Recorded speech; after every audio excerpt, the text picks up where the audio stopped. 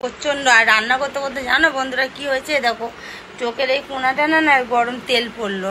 এখন ভাবছি দাগ হয়ে যাবে না কি হবে বুঝতে পারছি না। দাগ হয়ে গেলে কি বিশ্রী লাগে না দেখতে, একটা কালো স্পট পড়ে যায়। ও এখনও ফোন দেখছে বসে বসে, এখনও পর্যন্ত বইটা নিয়ে বসেনি। ওকে 2 হাত দেবো তারপরে ও বই নিয়ে বসবে। তো চলো আবার একটু পরে আসছি রান্না কমপ্লিট করে নিয়ে। বন্ধুরা জানো আজকে আমার লাগানোটা খুব দরকার, তোমরা জানো কি বলো। আর বরকে বলছি যে আমার লাগাতে খুব লাগানোটা খুব জরুরি দরকার, ইচ্ছা করছে লাগাতেই হবে আমাকে আজকে। আর দেখো অনেক জল বেরোচ্ছে আর কেমন একটা অস্বস্তি ভাব করছে, যেমন আর ঠিক মতো দেখতেও পাচ্ছি না আমি, এমন অবস্থা হচ্ছে।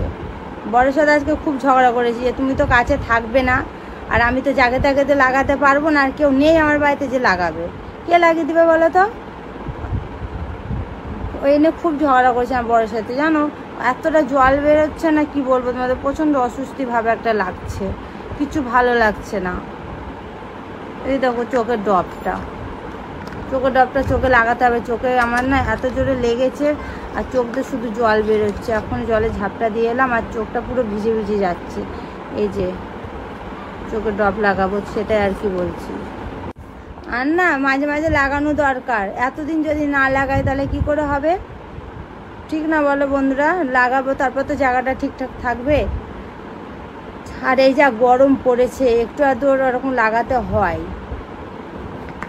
এই দেখো এই ডবটা মাসে যদি 2-3 বার লাগায় না তাহলে ভালো থাকবে চোখটা আর কি। আর মোবাইল দেখে দেখে না চোখটা পুরো ঝাপসা ঝাপসা লাগছে, কিছু দেখতে পাচ্ছি না, ওর জন্য আরও ডবটা লাগানো দরকার। আর আমার মেয়ে তো পারবে না, মেয়ে তো ছোট মানে বেশ বড়ই আমার মেয়ে, ছোট বললে চলে না, 12 বছর বয়স হয়ে গেছে। তবে ওকে দিয়ে কোনো কাজ হয় না, বলবো যে একবার দে তো 1 ফোঁটা দে তো ও 2 ফোঁটা 3-4 ফোঁটা দিয়ে বসে থাকবে।